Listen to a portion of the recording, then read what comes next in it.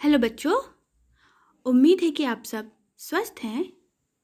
बच्चों, आज हम आपके हिंदी पाठ्य पुस्तक व्याकरण भाग के दूसरे अध्याय को पढ़ने जा रहे हैं।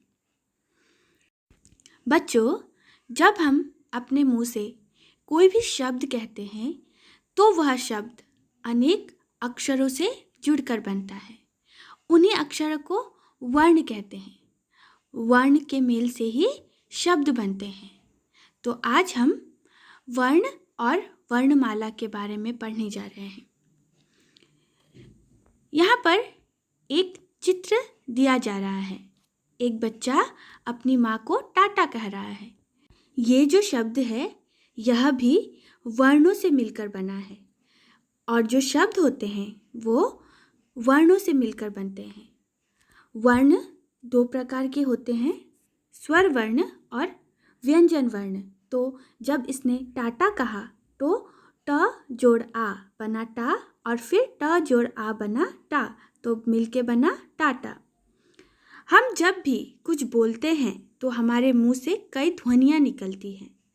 प्रत्येक ध्वनि को लिखने के लिए हम एक निश्चित चिन्ह का प्रयोग करते हैं। इन्हीं चिन्हों को वर्ण या अक्षर कहते हैं। जैसे ऊपर दिए गए चित्र में बच्चा टाटा बोल रहा है।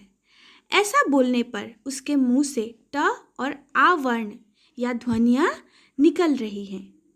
तो वर्ण भाषा की सबसे छोटी इकाई होती है। इन्हें तोड़ा नहीं जा सकता। जैसे टाटा शब्द में ट, ये भाषा की सबसे छोटी इकाई है, यही वर्ण है। तो हम कह सकते हैं कि भाषा की सबसे छोटी इकाई को ही वर्ण कहते हैं। अब वर्णमाला। जब वर्णों के समूह को एक निश्चित क्रम में लिखा जाता है तो उसे वर्णमाला कहते हैं।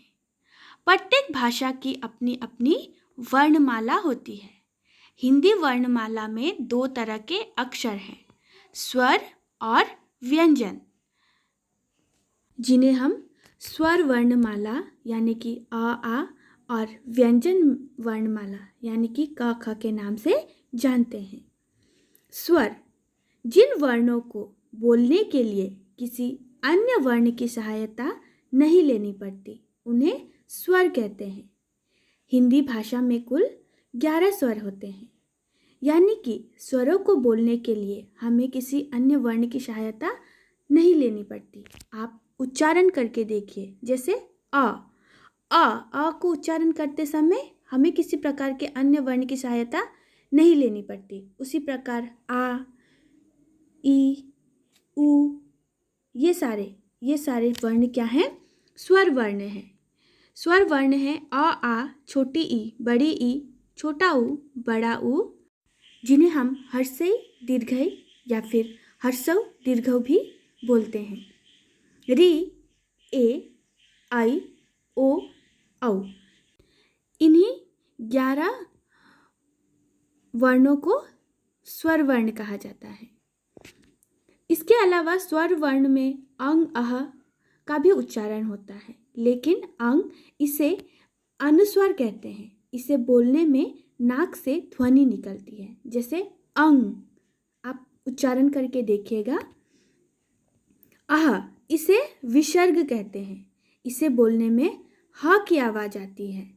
यह निश्चित वर्ण न होकर हम इनका जो चिन्ह होता है उसी का ही प्रयोग करते हैं। और आगे आप अपनी पुस्तक में देखिए, अ के ऊपर चंद्र बिंदु, तो इसे हम अनुनासिक कहते हैं। इसे बोलते हुए नाक और मुंह दोनों से ध्वनि निकलती है। दूसरा चिन्ह है आगत। यह भी देखने में चंद्र बिंदु की तरह ही लगता है, लेकिन इसमें बिंदी नहीं होती है। यह ध्वनि अंग्रेजी भाषा से हिंदी में आई शब्दों के ऊपर लगाया जाता है, जैसे कॉलेज, डॉक्टर इत्यादि। तो ये तो थे स्वर वर्णमाला के अक्षर। आज हम इस पाठ को यहीं तक पढ़ेंगे। आप पढ़ाए गए अंश का अभ्यास कीजिए। धन्यवाद।